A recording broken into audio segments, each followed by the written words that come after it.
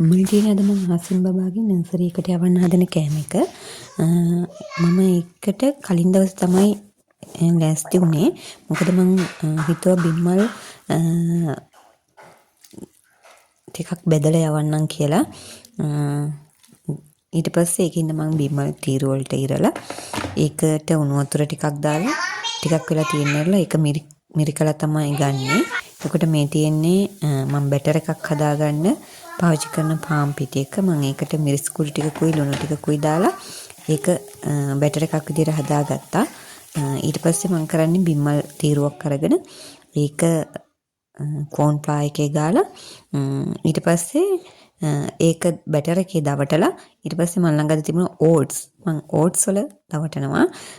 එතකොට අර ටිකක් ක්‍රිස්පි විදිහට චිකන් විදිහට පොඩක් පේනවා. ඒ වගේම අපේ බබා එහෙම කන්න කැමති. ඒකින්ද තමයි මම හිතුවේ අද ඒ විදිහට හදලා යවනවා කියලා. මේක මම කලින් දවසේ රෑ සූදානම් කරලා තියෙනවා. මොකද උදේට ටිකක් මේක හදාගන්න කරදර හින්දා.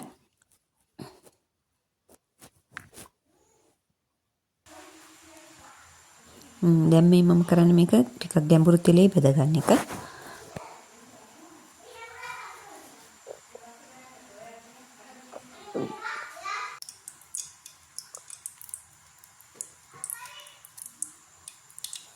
ඇත්තටම මේක හරිම රසවත් ආහාරයක්. ඒ වගේම බබාලා කන්න කැමති ආහාරයක්.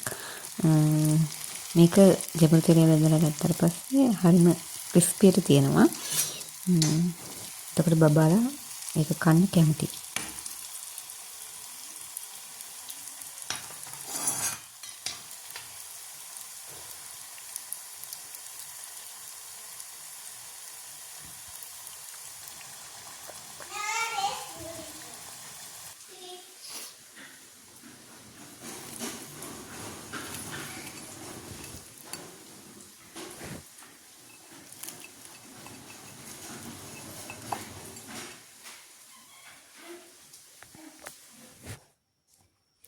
මේ තියෙන්නේ පහෝදා උදේ. මම පහෝදා උදේ හිතුවා බටර් ගාලා පාන් ෆෑන් එකේ ෆ්‍රයි කරලා යවන්නම් කියලා. එහෙම හිතලා තමයි මම මේ බබාට ඇස්ට්‍රා එකක් ගාලා ඒකේ දෙපැත්ත ගාලා ඊට පස්සේ ෆෑන් එකේ තමයි මේක ෆ්‍රයි කරගන්නේ.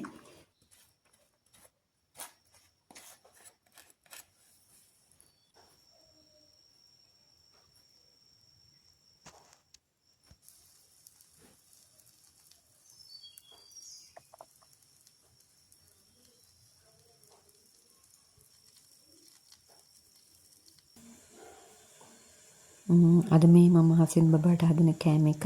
එතකොට මේකේ තියෙනවා ගැඹුරු තෙලේ බෙදගත්ත බිම්මල්, පාන්, ඒ වගේම අඹ ෆොල් ටොප්.